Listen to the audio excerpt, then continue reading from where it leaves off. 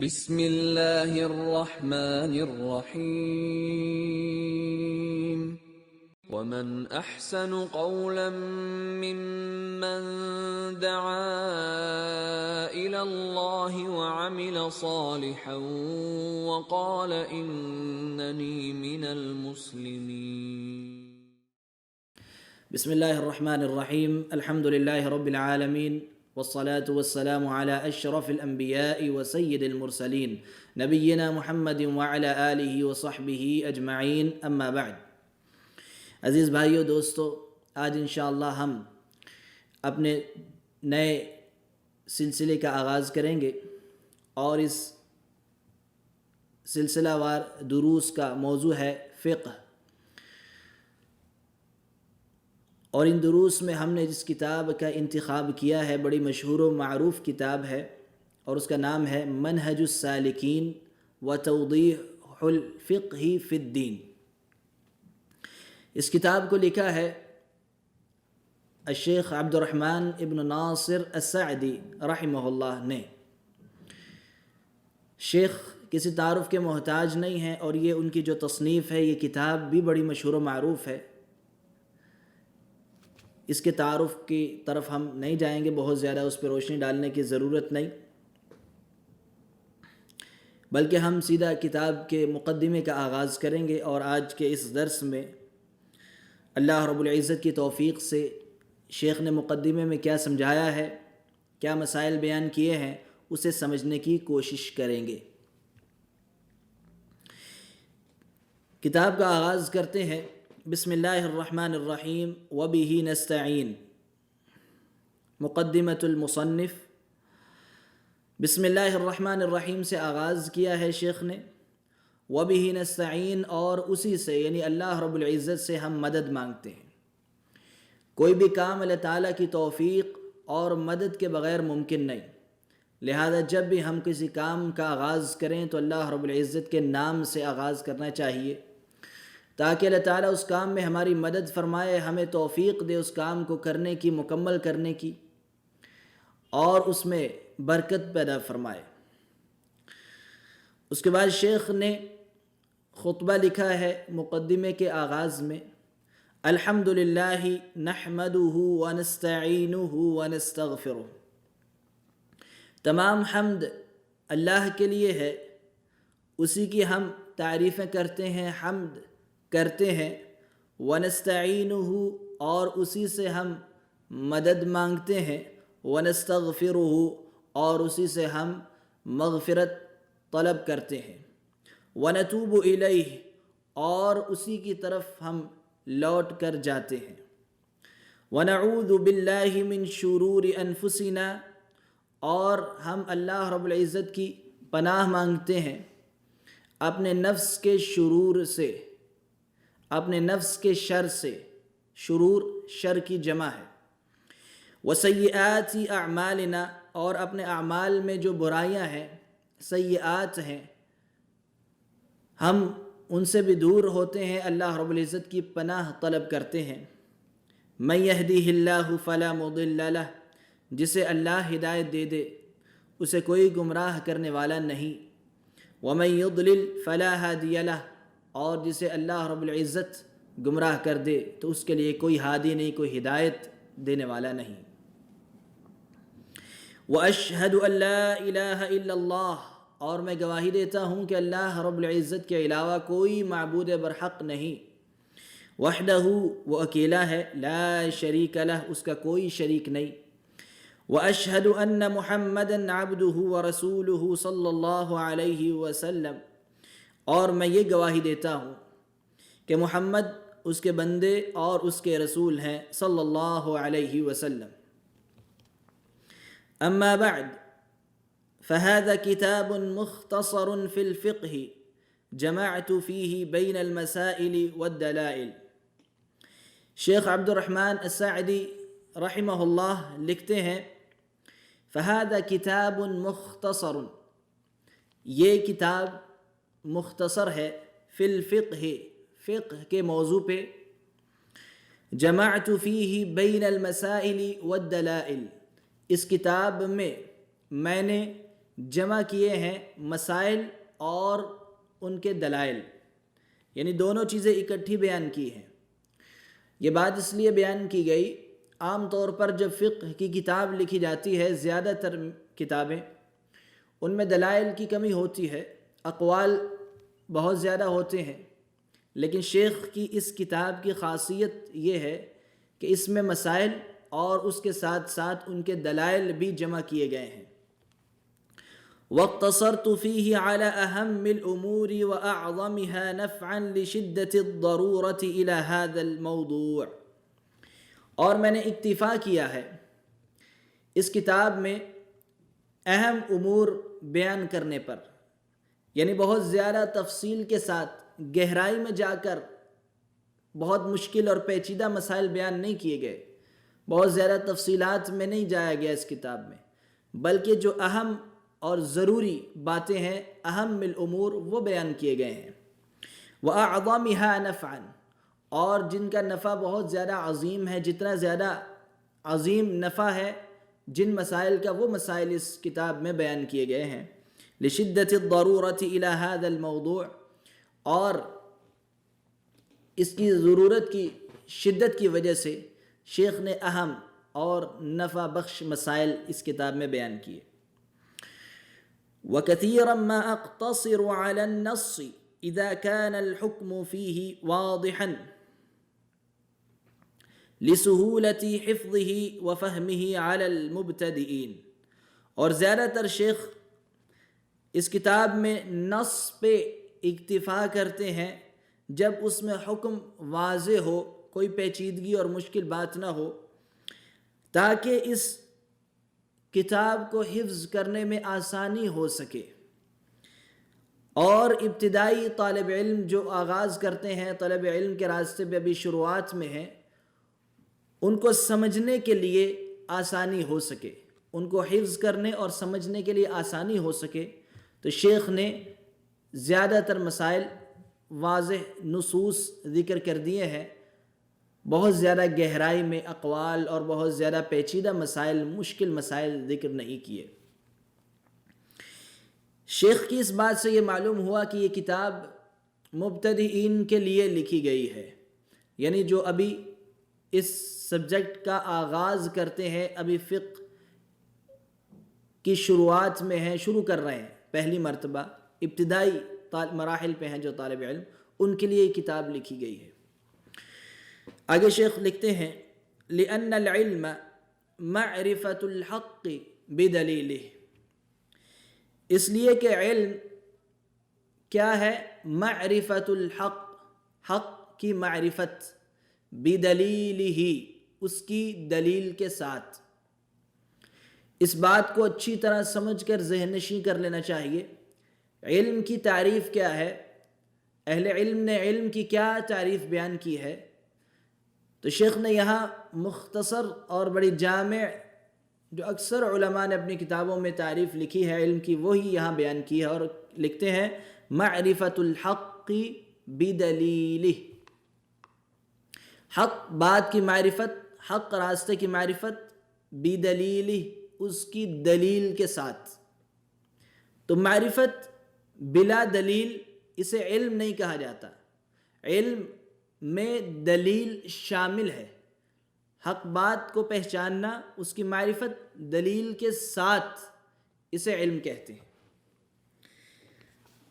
آگے چلتے ہیں، والفقہ معرفت الاحکام الشرعیۃ الفرعیہ، فقہ کسے کہتے ہیں؟ فقہ کی تعریف کیا ہے؟ عام طور پر عربی لغت میں فقہ کا معنی ہے فہم، سمجھ، کوئی بھی سمجھ، کسی چیز کی بھی سمجھ، کسی فن کا فہم، کسی کتاب کا فہم، کسی قسم کا فہم، سمجھ، عربی زبان میں یہ معنی ہے فقہ کا۔ لیکن جب علماء کی اصطلاح میں، فقہا کی اصطلاح میں لفظ فقہ بولا جائے گا، لکھا جائے گا یا پڑھا جائے گا، تو اس سے مراد ایک خاص تعریف ہوگی، اس سے مراد ایک خاص فہم اور ایک خاص سمجھ ہوگی۔ اور وہ خاص فہم کو بیان کرتے ہوئے جو فقہ کی تعریف کی گئی ہے فقہا کے نزدیک وہ یہ ہے، شیخ نے لکھی ہے، معرفت الاحکام الشرعیت الفرعیہ۔ فقہا کے نزدیک فقہ کی تعریف یہ ہے معرفت الاحکام، احکام کی معرفت، احکام کی معرفت۔ کون سے احکام؟ الشرعیہ، شرعی احکام کی معرفت۔ دنیا میں احکام بہت سی قسموں کے ہیں، ہم غور کریں۔ بعض عقلی احکام ہوتے ہیں، ایک بندہ عقل سے فیصلہ کرتا ہے کوئی فیصلہ زندگی کا، تو اس لیے اسے عقلی حکم کہا جائے گا۔ بعض اوقات عام عادات کے احکام ہوتے ہیں، روزمرہ کی زندگی سے آدمی کچھ سیکھتا ہے، فیصلے کرتا ہے، تو اسے احکام عادیہ کہا جائے گا۔ لیکن یہاں فقہ سے مراد کون سے احکام کی معرفت ہے؟ ہمارے تجربات کے احکام کی معرفت کو فقہ نہیں کہتے، ہماری عقل کے احکام کی معرفت کو فقہ نہیں کہتے، بلکہ فقہ ان احکام کی معرفت کو کہتے ہیں جو شرعی احکام ہیں، شریعت کے جو فیصلے ہیں ان کی معرفت فقہ ہے۔ الفرعیہ، آگے شیخ نے لکھا ہے شریعت کے بھی تمام فیصلے نہیں بلکہ شریعت میں فرعی فیصلے، فرعی احکام، شریعت کے بہت سارے احکام ہیں۔ بعض احکام ایسے ہیں جن کا تعلق ہمارے دل کے ساتھ ہے، عقیدے کے ساتھ ہے، جن کو ہم نے مان لینا ہے، دل سے تسلیم کرنا ہے، دل سے اقرار کر لینا ہے۔ ایسے فیصلوں کو، دل کے ایسے فیصلوں کو، یقینی فیصلوں کو عقیدہ کہتے ہیں۔ لیکن بعض فیصلے ایسے ہیں، بعض شرعی احکام ایسے ہیں جن کا تعلق ہمارے عمل کے ساتھ ہے۔ مثال کے طور پہ نماز کیسے پڑھنی ہے، اللہ اکبر، قیام کرنا ہے، رکوع کرنا ہے، سجدہ کرنا ہے، تشہد میں بیٹھنا ہے، سلام پھیرنی ہے، روزہ کیسے رکھنا ہے، کس وقت رکھنا ہے، کس مہینے میں رکھنا ہے، کب سے کب تک رکھنا ہے، کون کون سا کام اس دوران حرام ہے۔ یہ جتنے اعمال ہیں ان کی کیفیت، ان کے عمل کا طریقہ، ان کی عمل کی صفت، کیا طریقہ کار ہے یہ اعمال کے کرنے کا، ان اعمال کو ان اعمال کے اس مجموعے کو فروع کہا جاتا ہے۔ تو شریعت کے دو حصے بیان کیے گئے ہیں فقہا کی کتابوں میں یا علماء کی کتابوں میں، کہ شریعت کا ایک حصہ وہ ہے جس کا تعلق ہمارے دل کے ساتھ ہے، ہمارے عقیدے کے ساتھ ہے، جس پہ یقین کرنا ہے، جس کا اقرار کرنا ہے دل سے، جسے دل سے تسلیم کرنا ہے۔ اور ایک شریعت کا حصہ وہ ہے جس کا تعلق ہمارے عمل کے ساتھ ہے۔ اب یہ دونوں شرعی احکام ہیں، عقیدے کے بھی اور عملی احکام بھی، یہ دونوں شریعت کا حصہ ہیں۔ لیکن یہاں جب لفظ فقہ آئے گا تو یہاں کون سے شرعی احکام مراد لیے جائیں گے؟ کیا عقیدے کے شرعی احکام یا صرف عملی شرعی احکام؟ تو اس کا جواب یہ ہے کہ یہاں مراد لیے جائیں گے عملی شرعی احکام، عملی شرعی احکام کی معرفت، اسے فقہ کہتے ہیں۔ یعنی عقیدے کے مسائل فقہ کے سبجیکٹ میں نہیں پڑھے جاتے، فقہا کی زبان میں فقہ کی یہ تعریف ہے۔ اگرچہ عمومی شرعی تعریف کی جائے لفظ فقہ کی تو اس میں عقیدے کا فہم بھی شامل ہے، قرآن پاک کی تفسیر کا فہم بھی شامل ہے، حدیث کا فہم بھی شامل ہے، فقہی مسائل کا، عملی مسائل کا فہم بھی شامل ہے۔ لیکن جب لفظ فقہ ایک خاص جماعت، گروہ جو فقہا کا گروہ ہے، فقہ پڑھنے پڑھانے والوں کی جو گروہ ہے، ان کے نزدیک جب لفظ فقہ بولا جائے گا یا لکھا یا پڑھا جائے گا تو وہاں ان کے نزدیک فقہ سے مراد کیا تعریف لی جائے گی؟ معرفت الاحکام، احکام کی معرفت۔ الشرعیہ، کون سے احکام؟ شرعی احکام۔ شریعت میں پھر کون سے؟ ساری کی ساری شریعت کے احکام نہیں۔ الفرعیہ، فرعی احکام، شریعت کے فرعی احکام، اور فرعی احکام سے مراد عملی مسائل ہوتے ہیں، عملی کام جنہیں ہم کہتے ہیں، نماز پڑھنے کا طریقہ، روزہ رکھنے کا طریقہ، یعنی اس سے عقیدہ خارج ہو جاتا ہے۔ اسے فقہ کہتے ہیں، احکام کی معرفت، شریعت کے فرعی احکام۔ اب کیا خالی معرفت کافی ہے یا اس کے ساتھ دلائل کا ہونا بھی ضروری ہے؟ تو شیخ نے آگے لکھا ہے بِأَدِلَّتِهَا من الكتاب والسنة والإجماع والقياس الصحيح، کہ شریعت کے فرعی احکام کی معرفت، بِأَدِلَّتِهَا، ان احکام کی دلیلوں کے ساتھ، بلا دلیل، بغیر دلائل کے خالی معرفت فقہ نہیں کہلاتی فقہا کے نزدیک۔ فقیہ آدمی تب ہوگا جب اسے احکام دلیل کے ساتھ معلوم ہوں گے۔ بِأَدِلَّتِهَا، ہر حکم کی دلیل اس کے ساتھ پتہ ہونی ضروری ہے۔ اور دلیلیں کہاں سے لی جائیں گی؟ 4 ماخذ فقہی دلائل کے شیخ نے یہاں ذکر کیے۔ من الکتاب والسنہ، ایک اللہ رب العزت کی کتاب یعنی قرآن پاک، والسنہ، اور اللہ کے رسول صلی اللہ علیہ وسلم کی سنت یا حدیث، والاجماع والقیاس الصحیح، اور تیسری دلیل اجماع۔ اجماع کا معنی ہوتا ہے تمام امت کا کسی ایک بات پہ متفق ہو جانا۔ مثال کے طور پہ یہ چیز حلال ہے، ساری کی ساری امت اس پہ متفق ہوگی جی فلاں چیز حلال ہے، تو ان کے اس اتفاق کو اجماع کہا جاتا ہے۔ تو پوری امت کا اکٹھا ہو جانا، کسی بات پہ جمع ہو جانا، متفق ہو جانا، یہ حجت ہے، یہ دلیل ہے اس کے حق ہونے کی۔ اس لیے کہ اللہ کے رسول صلی اللہ علیہ وسلم کی احادیث مبارکہ سے اور قرآن پاک کی آیات سے یہ پتہ چلتا ہے کہ اس پوری کی پوری امت کو اللہ کے رسول صلی اللہ علیہ وسلم نے، اور قرآن پاک کی آیات میں بھی، بے شمار آیات میں اس کی یہ صفت یہ بیان کی گئی ہے، یہ پوری کی پوری امت کبھی گمراہی پہ، ضلالت پہ جمع نہیں ہو سکتی، اکٹھی نہیں ہو سکتی۔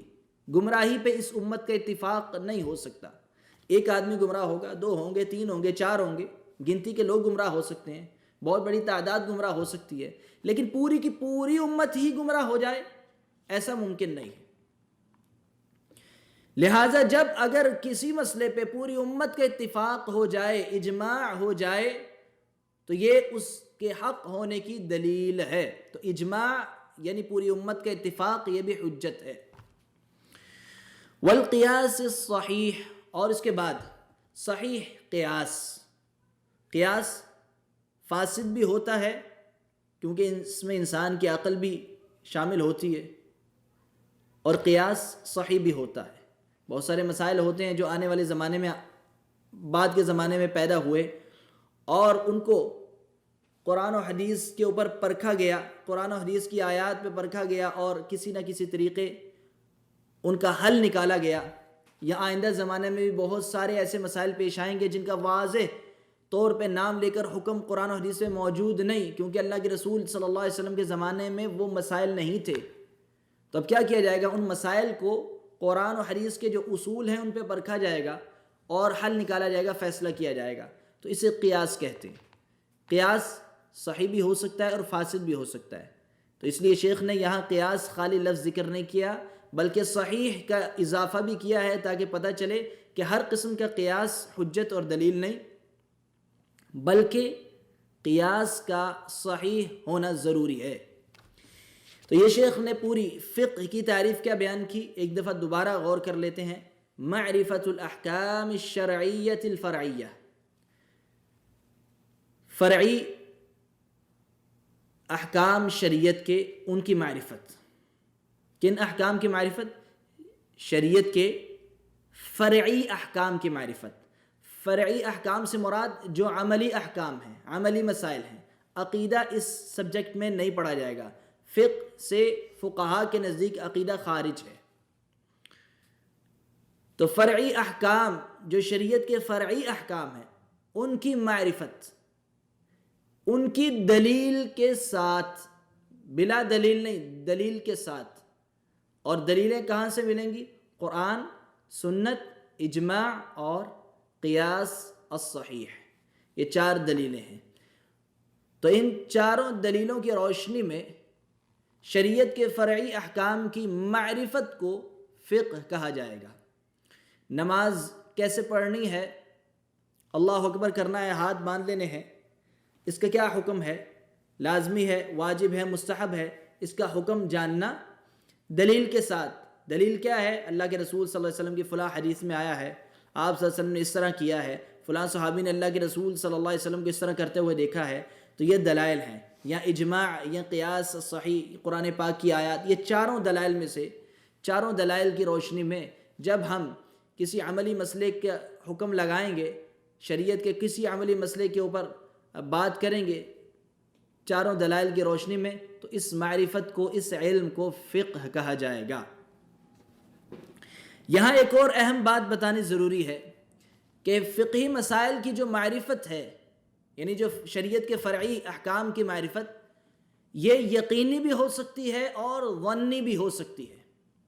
یقینی اور ظنی میں فرق یہ ہے کہ بعض مسائل ایسے ہوتے ہیں شریعت کے جو یقینی طور پر ان کا فیصلہ قرآن و حدیث میں واضح طور پہ ہمیں مل جاتا ہے، تو ہم نے پورا یقین کے ساتھ کہنا جی فلاں مسئلے کا، فلاں کام کا یہ حکم ہے، قرآن میں آیا، حدیث میں آیا، دو ٹوک بات ہو گئی ہے، اس میں کسی قسم کا شک اور شبہ کی گنجائش نہیں۔ لیکن بعض اوقات فقہی مسائل میں اختلاف ہو جاتا ہے علماء کے درمیان، بڑے بڑے ائمہ کے درمیان، حتیٰ کہ صحابہ کرام کے درمیان فقہی مسائل میں اختلافات ہوئے۔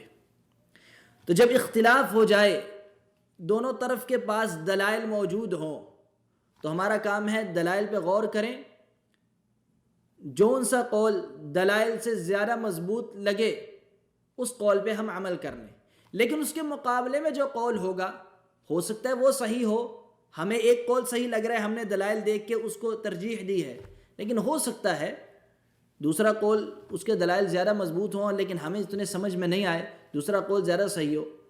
تو اگر اس طرح کبھی اختلاف ہو جائے تو اختلافی مسائل میں اگر ہر قول کے ساتھ دلائل ہوں، دلائل کے ساتھ جو اختلاف ہو، ایسے اختلافی مسائل میں جو معرفت ہوتی ہے اسے ظنی کہتے ہیں۔ کیا مطلب ہے کہ ہم نے ایک قول کو لے لیا، اس پہ عمل کر لیا، تو اس کا یہ مطلب نہیں کہ دوسرے والے کو غلط کہنے لگ جائیں، اپنے مخالف قول کو غلط کہیں، اس کو غلط نہیں کہیں گے۔ ہمیں جو سمجھ آئی دلائل کی روشنی میں ہم اس پہ عمل کریں گے، اس قول پہ اسے ترجیح دیں گے، راجح قرار دیں گے اپنے نزدیک، لیکن اس کے مخالف کے پاس اگر دلائل ہوں، اگرچہ ہمیں وہ زیادہ مضبوط نہیں لگ رہے، لیکن ہم اسے غلط نہیں کہیں گے۔ اس کے برعکس جو معرفت یقینی معرفت ہوتی ہے وہ کیسے ہوتی ہے کہ واضح طور پہ اللہ کے رسول صلی اللہ علیہ وسلم نے فرما دیا جی فجر کی 2 رکعتیں ہیں، حدیث مبارکہ میں ثابت ہو گیا، تو اب اس کے بعد قیاس کرنے کی، اجتہاد کرنے کی ضرورت نہیں، اختلاف کا سوال ہی پیدا نہیں ہوتا۔ یہ معرفت یقینی معرفت ہے۔ ظہر کی نماز کی 4 رکعتیں ہیں، اختلاف نہیں ہو سکتا اس میں۔ تو بعض مسائل بالکل واضح ہیں قرآن و حدیث کی روشنی میں، تو ان کی معرفت کو یقینی کہا جائے گا، اور بعض اختلافی مسائل ہیں، احادیث سمجھنے میں اختلاف ہو جاتا ہے، علماء کا فہم میں اختلاف ہو جاتا ہے، تو ایک قول کو لے لینا اور دوسرے کو غلط کہنا، ایسا نہیں کریں گے، بلکہ ایک قول جو ہمیں دلائل کی روشنی میں راجح لگے گا اسے ہم ترجیح دیں گے، عمل کریں گے، لیکن سامنے والے کے قول کو غلط نہیں کہیں گے۔ تو اس معرفت کو، اختلافی مسائل کی معرفت کو کیا کہا جائے گا؟ ظنی معرفت۔ تو یہ تھی فقہ کی تعریف اور اختصار سے اس کی تھوڑی سی تفصیل بیان کی۔ آگے چلتے ہیں، شیخ رحمۃ اللہ علیہ لکھتے ہیں وَأَقْتَصِرُ عَلَى الْأَدِلَّةِ الْمَشْهُورَةِ خَوْفًا مِنَ التَّطْوِيلِ۔ یہ جو مسائل بیان کیے اس کتاب میں شیخ کہتے ہیں کہ میں نے ان کے دلائل جو ہیں وہ زیادہ تر مشہور دلائل بیان کیے ہیں۔ ایک مسئلے کے دلائل اگر ہم ایک جمع کرنے لگے ہیں تو ایک سے زیادہ دلیلیں ہمیں مل جاتی ہیں، قرآن پاک سے مل جاتی ہیں، احادیث مبارکہ سے مل جاتی ہیں، صحابہ کرام کے عمل سے مل جاتی ہیں، بے شمار دلیلیں مل جاتی ہیں۔ تو شیخ نے ساری کی ساری دلیلیں نہیں لکھی اس ڈر سے کہ کتاب بہت لمبی نہ ہو جائے، بلکہ ان دلائل میں سے جو مشہور دلیل ہے مسئلے کی، ہر مسئلے کی مشہور دلیل شیخ نے اس کتاب میں لکھی ہے، اور وجہ بھی بتا دی، خوفا من التطویل، کتاب کے لمبا ہونے کا ڈر تھا۔ وَإِذَا كَانَتِ الْمَسْأَلَةُ خِلَافِيَّةٌ، جب کوئی مسئلہ ایسا ہو جس میں اختلاف ہو، اختلافی مسئلہ جب شیخ ذکر کریں تو شیخ نے اختلافی مسائل میں کون سا قول ذکر کیا ہے، کون سا قول یہاں درج کیا ہے اپنی کتاب میں، اس کے بارے میں شیخ لکھتے ہیں، اقتصرت على القول الذي ترجح عندي۔ اختلافی مسائل جب آئیں گے تو اختلافی مسائل کے سارے اقوال نہیں لکھے شیخ نے، کیونکہ یہ مختصر کتاب ہے۔ اب ان اقوال میں سے کون سا ایک قول یہاں لکھا ہے جو شیخ کے نزدیک راجح قول ہے، جس قول کو شیخ نے سمجھا کہ یہ قرآن و سنت کے دلائل کے اعتبار سے زیادہ مضبوط ہے اور یہ زیادہ راجح نظر آ رہا ہے، تو شیخ نے اسے ترجیح دے کر وہ قول اس کتاب میں لکھا ہے۔ وَتَبِعًا لِلْأَدِلَّةِ الشَّرْعِيَّةِ، ساتھ یہ وضاحت بھی شیخ نے یہاں کی کہ یہ اپنی مرضی سے، اپنی خواہشات پسند ناپسند کی بنیاد پہ شیخ نے ترجیح نہیں دی اقوال میں سے کسی قول کو، بلکہ شرعی دلائل کی پیروی کرتے ہوئے، شرعی دلائل کی روشنی میں شیخ نے کسی نہ کسی قول کو ترجیح دی ہے اور وہ یہاں درج کیا ہے۔ تو اس سے معلوم ہوا جب آگے چل کے ہم مسائل پڑھیں گے، مسائل کے احکام پڑھیں گے، کسی بھی کام کا حکم پڑھیں گے، تو وہی حکم شیخ عبد الرحمن رحمہ اللہ کے نزدیک راجح ہے، اس لیے کہ انہوں نے وہی قول یہاں درج کیا جو ان کے نزدیک دلائل کی روشنی میں راجح تھا۔ اس کے بعد آگے چلتے ہیں، الاحکام خمسہ، احکام 5 قسم کے ہوتے ہیں، اور پہلے گزر چکا ہے کہ فقہ کہتے ہیں معرفت الاحکام، احکام کی معرفت۔ کس کے احکام؟ شریعت کے احکام، اور شریعت میں سے کون سے احکام؟ فرعی مسائل کے احکام، یعنی جن پہ ہم عمل کرتے ہیں، تو ان کی معرفت کو فقہ کہا جاتا ہے۔ اب یہ احکام کی معرفت، یہ احکام ہیں کتنی قسم کے؟ تو ابتدا میں ہی شیخ نے اختصار سے 5 احکام یہاں بیان کیا اور فرمایا والاحکام خمسہ، احکام 5 قسم کے ہیں۔ الواجب وهو ما اثیب فاعلہ وعوقب تارکہ، پہلا حکم ہے واجب، ما اثیب فاعلہ، واجب اس کام کو کہا جاتا ہے، واجب ایسا حکم ہے کسی کام کا جس کے کرنے والے کو، ما اثیب فاعلہ، جس کے فاعل کو ثواب ملے، وعوقب تارکہ، اور جس کام کے تارک کو، چھوڑنے والے کو، عوقب سزا ملے۔ مثال کے طور پہ نماز واجب ہے، کیا مطلب ہے واجب ہے؟ کہ اس کے فاعل کو، نماز پڑھنے والے کو ثواب ملے گا، اور اس نماز کے تارک کو، نماز چھوڑنے والے کو عقاب سے گزرنا پڑے گا، سزا سے گزرنا پڑے گا۔ تو ہر وہ کام جس کے چھوڑنے سے سزا شریعت نے مقرر کی ہو اور جس کے کرنے پہ ثواب ملتا ہو، ایسے ہر کام کو واجب کہا جائے گا۔ والحرام ضدہ، اور حرام کسے کہتے ہیں؟ حرام واجب کی ضد ہے۔ شیخ نے تعریف نہیں لکھی، واجب کوئی الٹ کر لو تو وہی حرام کی تعریف ہے۔ آگے شیخ نے اختصار سے لفظ لکھ دیا ضدہ، کہ حرام اس کی ضد ہے، یعنی واجب کی۔ واجب کیا تھا؟ کرنے والے کو ثواب اور چھوڑنے والے کو گناہ یا سزا۔ اس کا الٹ کر لیں تو حرام بن جائے گا، کرنے والے کو سزا، کرنے والے کو سزا گناہ، اور چھوڑنے والے کو ثواب۔ تو ایسے کام کو حرام کہتے ہیں۔ مثال کے طور پہ شراب پینا حرام ہے، کیا مطلب اس کا؟ کہ شراب چھوڑنے پہ ثواب ہے اور شراب پینے پہ عقاب ہے، سزا ہے۔ تو یہ دو کام آمنے، دو احکام میں سے دو حکم آمنے سامنے ہو گئے، ایک واجب اور دوسرا اس کا الٹ حرام۔ واجب کرنا ہے ثواب ملے گا، چھوڑیں گے تو گناہ ملے گا۔ حرام چھوڑنا ہے ثواب ملے گا چھوڑنے پہ، اور کریں گے تو گناہ ملے گا۔ تو دونوں آمنے سامنے الٹ ہیں۔ تو واجب کی تعریف شیخ نے بیان کی اور حرام کی تعریف میں لکھ دیا اس کا الٹ کر لو، یعنی واجب کا الٹ کر لو تو وہ حرام کی تعریف ہوگی۔ تیسرا حکم شیخ نے یہاں بیان کیا ہے والمکروہ۔ بعض کام ایسے ہوتے ہیں جو مکروہ ہوتے ہیں۔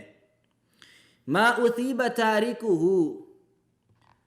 ولم یعاقب فاعلہ۔ مکروہ ایسا کام ہے جس کے چھوڑنے والے کو ثواب ملے، یعنی جسے ناپسند کیا گیا ہے، چھوڑ دینا بہتر ہے، چھوڑو گے ثواب ملے گا۔ ولم یعاقب تارکہ، لیکن اس کے کرنے والے کو عقاب یعنی سزا نہیں ملے گی۔ اب حرام اور مکروہ قریب تھوڑا سا معمولی سا فرق۔ حرام چھوڑنا لازمی ہے، کرنے والے کو سزا ہے، چھوڑنے والے کو ثواب ہے۔ مکروہ چھوڑنا لازمی اس معنوں میں نہیں ہے کہ اگر نہیں چھوڑا، مکروہ کام کیا تو سزا ملے گی، سزا نہیں ملے گی مکروہ کرنے سے، لیکن چھوڑنا بہتر ہے، چھوڑنے سے ثواب ملے گا، تو یہ مکروہ ہے۔ اس کے بعد چوتھا حکم ہے المسنون۔ والمسنون ضدہ۔ مسنون کسے کہتے ہیں؟ مسنون مکروہ کی ضد ہے، الٹ ہے، اس کے کر لو۔ جس طرح واجب کی تعریف بیان کر کے شیخ نے کہا کہ حرام واجب کا الٹ ہے، اسی طرح یہاں مکروہ کی تعریف بیان کی اور آگے لکھ دیا کہ مسنون مکروہ کا الٹ ہے۔ اب مکروہ کا الٹ کیسے کرتے ہیں ہم؟ مکروہ کہتے ہیں ما اثیب تارکہ، مکروہ کام جس کے چھوڑنے والے کو ثواب ملے اور کرنے والے کو سزا نہ ملے، اسے مکروہ کہتے ہیں۔ اس کا الٹ کر لیں تو مسنون ہو جائے گا کہ جس کے کرنے والے کو ثواب ملے، وہاں تھا چھوڑنے والے کو ثواب ملے، تو یہاں الٹ کر لیں، مسنون کیا ہوگا؟ جس کے کرنے والے کو ثواب ملے اور چھوڑنے والے کو گناہ نہ ملے۔ مثال کے طور پہ تہجد کی نماز پڑھنا مسنون ہے، اور مسنون کی جگہ ایک اور لفظ بھی استعمال ہوتا ہے فقہا کی کتابوں میں، فقہا کے نزدیک، اور وہ ہے مستحب۔ مستحب اور مسنون ہم معنی مترادف الفاظ ہیں، مستحب کہیں یا مسنون کہیں ایک ہی بات۔ تو مستحب کی مثال تہجد کی نماز، مسنون کی مثال تہجد کی نماز۔ تہجد کی نماز پڑھنے والے کو اجر و ثواب ہے، کرنے والے کو ثواب ہے، اور چھوڑنے والے کو گناہ نہیں، یعنی پڑھنا بہتر ہے، کرنا بہتر ہے مستحب، مسنون کرنا چاہیے، لیکن اگر چھوٹ گیا تو گناہ نہیں ملے گا۔ تو ایسے تمام کاموں کو مستحب یعنی مسنون کہا جاتا ہے۔ تو مکروہ اور مسنون یعنی مستحب دونوں آمنے سامنے ہیں، ٹکراتے ہیں، دونوں ایک دوسرے کے الٹ ہیں۔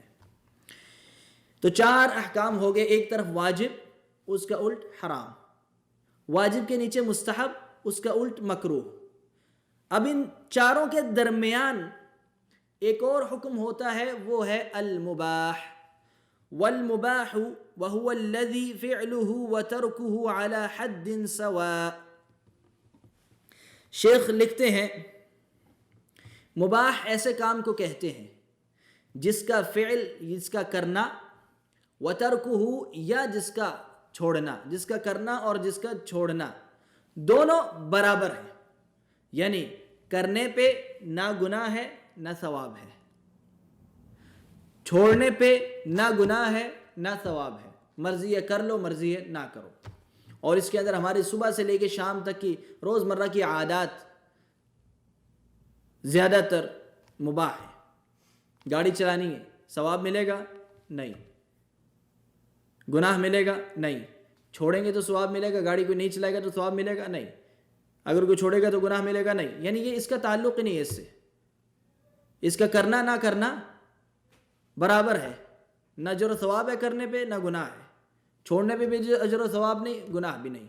تو اس درمیانے حکم کو کہتے ہیں چاروں کے درمیان جو حکم آتا ہے، پہلے چاروں کے درمیان المباح. تو یہ 5 احکام اچھی طرح ذہن میں بٹھا لینا ضروری ہے، اس لیے کہ جب آگے ہم پڑھیں گے کتاب الطہارہ کا آغاز کریں گے تو ہر مسئلے کے ساتھ اس کا حکم آئے گا. جی فلاں کام کرنا وضو کے دوران واجب ہے، فلاں کام کرنا مستحب ہے. کیوں جاننا ضروری ہے یہ؟ اس لیے کہ اگر واجب چھوٹ گیا تو اس کا کوئی نہ کوئی کفارہ ادا کرنا پڑے گا. اگر مستحب چھوٹ گیا تو ضروری نہیں آدمی پریشان نہ ہو کہ میری عبادت فاسد ہوگی. مستحب چھوٹ گیا تو عبادت صحیح ہے، بس اجر و ثواب میں کمی آئے گی. تو یہ سارے احکام اچھی طرح ذہن میں ابھی بیٹھیں تاکہ آگے چل کے ہمیں مسائل کو سمجھنے میں آسانی ہو سکے. وَيَجِبُ عَلَى الْمُكَلَّفِ أَن يَتَعَلَّمَ مِنْهُ كُلَّ مَا يَحْتَاجُ إِلَيْهِ فِي عِبَادَاتِهِ وَمُعَامَلَاتِهِ وَغَيْرِهَا.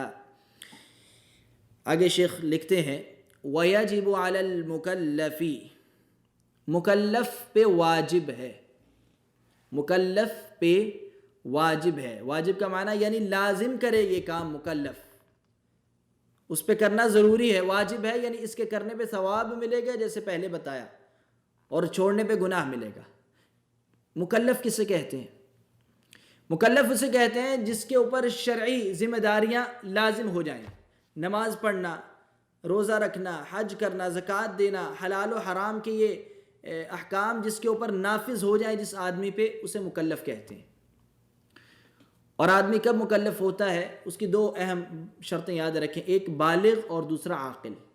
ہر بالغ آدمی اور عقل مند آدمی مکلف ہوتا ہے، یعنی بالغ ہو گیا، سن بلوغت کو پہنچ گیا اور عقل قائم ہے، مجنون نہیں ہے، پاگل نہیں ہے، بیمار نہیں ہے عقلی اعتبار سے، تو عاقل اور بالغ یہ مکلف ہے. اور ہر مکلف پہ واجب ہے، کیا واجب ہے؟ ان یتعلم منہ کل ما یحتاج الیہ، کہ وہ سیکھے ہر وہ مسئلہ جس کی اسے ضرورت پڑتی ہے، یعنی ہر وہ علم فقہ کا جس کی اسے زندگی میں ضرورت پڑتی ہے. جیسے نماز کی ضرورت پڑتی ہے، پڑھنا ہے، لازمی پڑھنی ہے، تو نماز کا طریقہ سیکھے، عمل کرنا سیکھے، اس کی کیفیت سیکھے. روزہ رکھنا ہے، رمضان کے روزے رکھتے ہیں تو رمضان کے روزے رکھنے کی کیفیت، اس کا طریقہ، کب رکھنے ہے، کب نہیں رکھنے، کب روزہ افطار کرنا ہے، کون کون سے کام نہیں کرنے، کون کون سے کام کرنے اس دوران سنت ہے. یہ پوری کیفیت عمل کی، ہر عبادت کی، من فی عباداتہ، ہر عبادت جس کی ہمیں ضرورت پڑتی ہے اس عبادت کا طریقہ سیکھنا واجب ہے ہر مکلف پہ. ومعاملاتہ، صرف عبادات ہی نہیں بلکہ اس کے ساتھ ساتھ جو روزمرہ کے معاملات ہیں ان کا حکم سیکھنا، شریعت کی روشنی میں، قرآن و حدیث کی روشنی میں معاملات کا طریقہ کار سیکھنا، یہ بھی ہر مکلف پہ واجب ہے. وغیرہ، یا اس کے علاوہ، معاملات کے علاوہ بھی جو مسائل شریعت نے رہنمائی کی وہ سیکھنے واجب ہے. بعض اوقات ہم سمجھتے ہیں کہ شاید نماز پڑھ لینا، روزہ رکھ لینا، حج کر لینا، زکوٰۃ دے دینا، یہ عبادات کر لی اب معاملہ ختم، باقی جو دنیا کے معاملات ہیں وہ اپنی مرضی سے کرو، خرید و فروخت جیسے چاہے کرو، شادی بیاہ جیسے چاہے کرو، رشتہ داروں کے حقوق یا ایسے بہت سارے معاملات ایسے ہوتے ہیں لین دین کے، وہ اپنی مرضی سے کرتے رہو. بس یہ چند عبادات ہیں، یہ قرآن و حدیث کی روشنی میں کر لو، باقی معاملات میں مرضی ہے، جو چاہے فیصلہ کرو اپنی خواہشات کے مطابق. تو یہ بہت بڑی عوام کی جو سوچ ہے، بہت بڑی، بہت کثیر تعداد کی، کہ وہ خرید و فروخت کے درمیان یا دنیا کے عام جو معاملات ہیں، مسجد سے باہر جو ہوتے ہیں، ان کو سمجھتے ہیں یہ دین کا حصہ نہیں ہے. جبکہ جس طرح عبادات قرآن و حدیث کی روشنی میں کرنی ہے، اس طرح معاملات بھی اسی طرح نبھانے ہیں جس طرح اللہ اور اس کے رسول صلی اللہ علیہ وسلم نے ہماری رہنمائی کی ہے. تو یہ واجب ہے ہر مکلف پہ، جیسا کہ شیخ نے لکھا کہ اپنی عبادات کی جس عبادت کی ضرورت پڑتی ہے، ہر وہ عبادت قرآن و حدیث کی روشنی میں سیکھے. اور اسی طرح تمام معاملات جس کی دنیا میں، زندگی میں، پوری زندگی ہمیں ضرورت پڑتی ہے، پڑتی رہے گی، ایسے تمام معاملات کا حل قرآن و حدیث کی روشنی میں سیکھے. یہ واجب ہے ہر مکلف پہ. قال صلی اللہ علیہ وسلم، اللہ کے رسول صلی اللہ علیہ وسلم نے فرمایا، حدیث مبارکہ ہے، من یرد اللہ بہ خیرا یفقہہ فی الدین، اللہ تعالیٰ جس کے لیے خیر کا ارادہ کرتا ہے، یعنی اللہ رب العزت خیر کا ارادہ جس کے لیے کرتا ہے، یفقہہ فی الدین، تو اسے دین کی سمجھ عطا کرتا ہے، دین کا فہم عطا کرتا ہے۔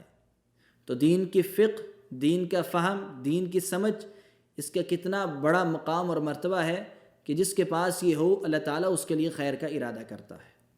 اس حدیث کو صحیح بخاری میں امام بخاری نے اور صحیح مسلم میں امام مسلم نے روایت کیا ہے، متفق علیہ حدیث ہے۔ تو یہ تھا اس کتاب یعنی منہج السالکین کا مقدمہ۔ اس میں علم کی تعریف بڑی اہمیت کی حامل ہے جو ذہن میں بٹھانی ہے، فقہ کی تعریف، فقہ سے کیا مراد ہے فقہا کے نزدیک، اور 5 احکام کون کون سے ہیں اور ان کی تعریفیں کیا ہیں، اور آخر میں ہمارے اوپر کیا کیا سیکھنا واجب ہے اور اس کی فضیلت کیا ہے فقہ کا علم حاصل کرنے کی۔ تو یہ کتاب کا مقدمہ یہاں ختم ہوتا ہے۔ انشاءاللہ اگلی مجلس میں یعنی اگلے درس میں ہم کتاب الطہارہ کا باقاعدہ آغاز کریں گے۔ اللہ رب العزت سے دعا ہے اللہ تعالی ہمیں سمجھنے کی توفیق عطا فرمائے اور ہمیں دین کا فہم عطا فرمائے۔ وصلی اللہ علی نبینا محمد وعلی آلہ وصحبہ اجمعین۔